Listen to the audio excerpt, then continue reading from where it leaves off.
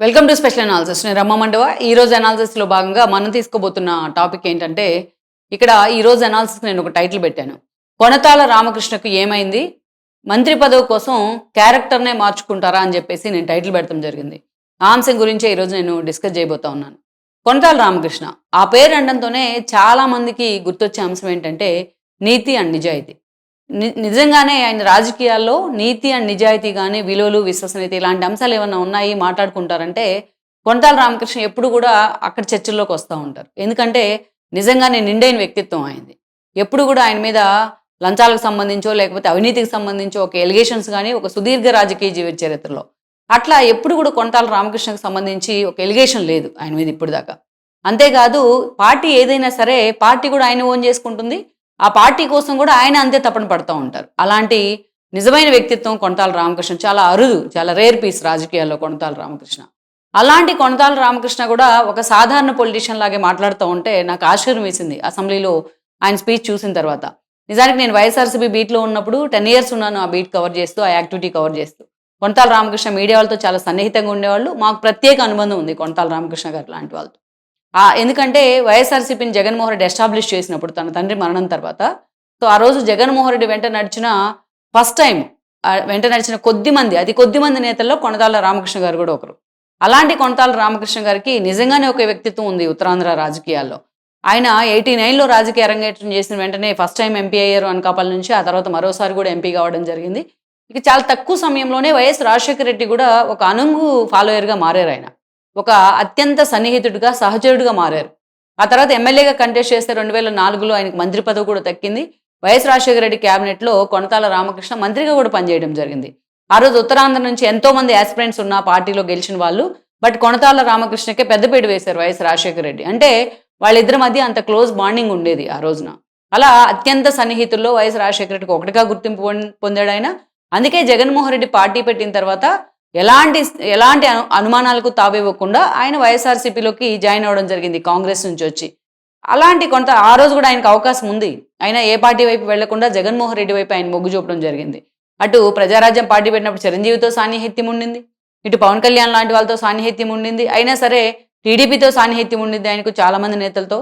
కేవలం అలాంటి కొనతాల రామకృష్ణ ఆ రోజున వైఎస్ఆర్సీపీ వైపే మొగ్గు చూపారు. ఎందుకంటే ఆయన తండ్రి జగన్మోహన్ రెడ్డి తండ్రితో తనకున్న సాన్నిహిత్యాన్ని కొడుకు విషయంలో కూడా క్యారీ ఫార్వర్డ్ చేసే ప్రయత్నం చేశారు.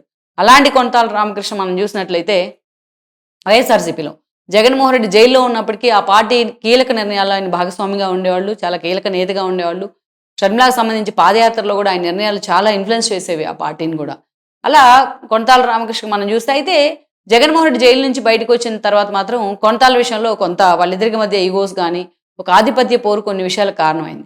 2014 ఎన్నికల్లో విజయమ్మని వైజాగ్ ఎంపీగా జగన్మోహన్ రెడ్డి బరిలో దించే ప్రయత్నం చేశారు. కొనతాల రామకృష్ణ వద్దని వారించారు. అయినా సరే జగన్మోహన్ రెడ్డి ఆమెను బలవంతంగా తీసుకొచ్చి వైజాగ్లో ఎంపీగా ప్లాంట్ చేసే ప్రయత్నం చేస్తే ఆ ఎన్నికల్లో ఆ బాధ్యతలు, ఆమె ప్రచార బాధ్యతల దగ్గర నుంచి అన్ని బాధ్యతలు కొనతాలకు అప్పగించారు జగన్మోహన్ రెడ్డి. ఆ రోజు విజయమ్మ ఓడిపోయారు. రాష్ట్ర వ్యాప్తంగా ఉన్న చంద్రబాబు నాయుడు వేవ్, టీడీపీ వేవ్లో జగన్మోహన్ రెడ్డి ఓడిపోయారు. జగన్మోహన్ రెడ్డి పార్టీ ఓడిపోయింది, ప్రతిపక్షానికి పరిమితమైంది. విజయమ్మ కూడా ఎంపీగా ఓడిపోయారు. సో ఆ ఓడిపోవడానికి కొనతాల రామకృష్ణే కారణం అంటూ కూడా ఆయన మీద కొన్ని విమర్శలు వచ్చాయి అప్పట్లో. సో ఈ ఇష్యూ జరుగుతూ ఉంది కొన్ని రోజులు. అయినా సరే ఆ సఫికేషన్ కూడా తీసుకుంటూ ఆయన పార్టీలోనే ఉన్నారు.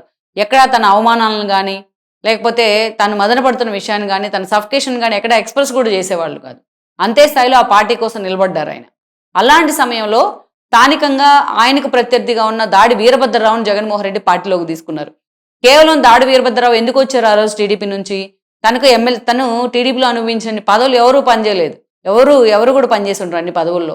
ఆయన ఎమ్మెల్సీగా ఉన్నారు ఆ రోజు ఓడిపోయినప్పటికీ కూడా. ఎమ్మెల్సీగా ఉండి తను ఎమ్మెల్సీలు ఇప్పుడు బొత్స సత్యనారాయణ ఏదైతే క్యాడర్లో ఉన్నారో ప్రతిపక్ష నేతగా కౌన్సిల్ పెద్దల సభలో వైఎస్ఆర్సీపీ నుంచి, ఆ రోజు టీడీపీ నుంచి ఆయన పెద్దల సభలో ప్రతిపక్ష నేతగా ఉన్నారు.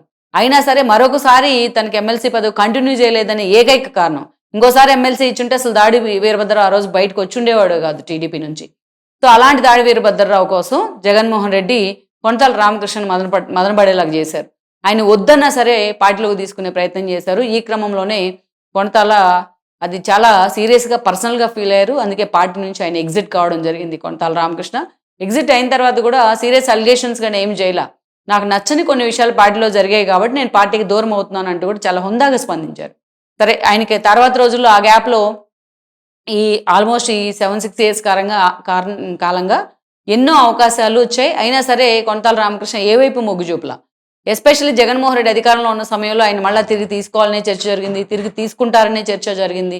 అంతేకాదు మనం చూసినట్లయితే ఇక ఆ రోజు మనం చూస్తే నాదెండ్ల మనోహర్ లాంటి వాళ్ళు కొనతాల ఇంటికి వెళ్ళడం జరిగింది. స్వయంగా పవన్ కళ్యాణే కొనతాల ఇంటికి వెళ్ళారు. ఆయన పార్టీలోకి రమ్మని కూడా రిక్వెస్ట్ చేస్తూ వచ్చారు.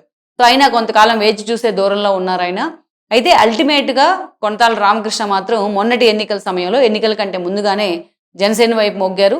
సో ఆయన కోసం తన బ్రదర్ అయిన నాగబాబుని కూడా పవన్ కళ్యాణ్ పక్కన పెడతాం జరిగింది కొనతాల రామకృష్ణ కోసం. సో ఇలాంటి సందర్భంలో కొనతాల రామకృష్ణ మరోసారి మొన్నటి ఎన్నికల్లో అనకాపల్లి నుంచి పోటీ చేశారు. జనసేన తరపున ఆయన ఎమ్మెల్యే కూడా కావడం జరిగింది. సో ఫైన్, ఇప్పుడు మళ్ళా పాలిటిక్స్లో యాక్టివ్ అయ్యారు ఆయన. అయితే అలాంటి సిచ్యువేషన్లో ఈ రోజున కొనతాల రామకృష్ణ జనసేన నుంచి ఎమ్మెల్యేగా ఉండి ఆయన అసెంబ్లీలో నిన్న మొన్న మాట్లాడిన మాటలు చూసిన తర్వాత చాలామంది ఆశ్చర్యంలో పడ్డారు. ఆయన అసెంబ్లీలో మాట్లాడే క్రమంలో చాలా ఇష్యూస్ ఉన్నాయి మాట్లాడడానికి. రాష్ట్రంలో అనేక ఇష్యూస్ ఉన్నాయి, తన కాన్స్టిట్యున్సీలో కూడా ఇష్యూస్ ఉండుంటాయి.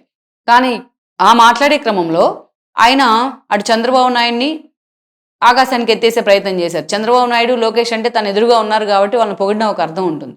ఆయన భువనేశ్వర్ని, బ్రాహ్మణిని అందరితో వదిలిపెట్టకుండా లోకేష్ కొడుకైన దేవాంష్ని ఆయన చెస్లో తన ప్రతిభ చూపిస్తే అతన్ని దేవాంష్ని కూడా ఆకాశానికి ఎత్తేశారు. అటు బ్రాహ్మణి మొన్న బిజినెస్ అవార్డు తీసుకుంటే ఆమెనే ఆకాశానికి ఎత్తేశారు. ఏదైతే భువనేశ్వరి అవార్డు తీసుకుంటే ఆమెను కూడా ఆకాశానికి ఎత్తేసే ప్రయత్నం చేశారు. సో ఆ ఫ్యామిలీ మొత్తాన్ని కూడా పొగిడేసి వార్తలు నిలిచలేరు ఈ రోజున. నిజానికి జనసేన తరపున ఎమ్మెల్యేగా ఉన్నారు ఆయన. పొగిడితే పవన్ కళ్యాణ్ని పొగడాలి, లేకపోతే చిరంజీవిని పొగడాలి. చిరంజీవి ప్రత్యక్ష రాజకీయాలు లేకపోయినా జనసేనకు సపోర్ట్గానే ఉన్నారు కాబట్టి, లేకపోతే ఎదురుగా నాగబాబు పెద్దల సభలో ఉన్నారు కాబట్టి ఆయన పొగడాలి. సో అటు జనసేన ఎమ్మెల్యే అయ్యుండి కూడా పవన్ కళ్యాణ్ తను పిలిచి టికెట్ ఇచ్చి ఆ స్థాయిలో ప్రమోట్ చేస్తే కూడా ఈరోజు కొనతాల రామకృష్ణ అలా భజన చేసినట్టుగా చంద్రబాబు నాయుడు ఫ్యామిలీని ఆకాశానికి ఎత్తేయడం ఎవరికి కూడా డైజెస్ట్ కావట్లా. ఈవెన్ జనసేనలోనే చాలా మందికి డైజెస్ట్ కావాలి ఆయన మాట్లాడిన మాటలు. అయితే ఇక్కడ ఒక చర్చ ఏంటంటే ఆయన అలా మాట్లాడడానికి కారణం మంత్రి పదవి అనే చర్చ జరుగుతోంది. నిజానికి మొన్న ఎమ్మెల్యే అయిన తర్వాత జనసేన ఈక్వేషన్స్లో ఆయన తెర మీదకి వచ్చింది పేరు. కానీ కొన్ని సామాజిక వర్గ సమీకరణాల్లో మాత్రం కొనతాల వెనుకబడటం జరిగింది. అయితే ఇక్కడ ప్రత్యేకించి అయింది గౌరవ సామాజిక వర్గం.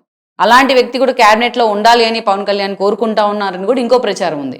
సో పవన్ కళ్యాణ్ ఎంత కోరుకుంటున్నా అటు చంద్రబాబు నాయుడు వైపు నుంచి కూడా గ్రీన్ సిగ్నల్ రావాలి అన్న విధంగా ఈక్వేషన్స్ ఉన్నాయి కాబట్టి ఈరోజు మంత్రి పదవి కోసమే కొనతాల రామకృష్ణ చంద్రబాబు నాయుడు ఫ్యామిలీని ఆకాశానికి ఎత్తేసారని కూడా చర్చ జరుగుతోంది. మిగతా విషయాలన్నీ ఓకే, కానీ అసలు రాజకీయాలకు సంబంధం లేని దేవాంశం తీసుకొచ్చి కూడా అసెంబ్లీలో ప్రస్తావించడం, ఆయన పొగడం అనేది ఇది చాలా అతిశయోక్తి అలంకారం లాగుంది. ఇది చూసే వాళ్ళకి, బయట చూసే వాళ్ళకే అలాగుంది. ఇంకా అక్కడ కౌన్సిల్లో ఉన్న వాళ్ళు చాలామంది, పెద్దల సభలో ఉన్న వాళ్ళు కానీ అదేవిధంగా అసెంబ్లీలో ఉన్న వాళ్ళు కానీ చాలామంది అలాగే ఫీల్ అవుతూ ఉన్నారు ఈ అంశం గురించి.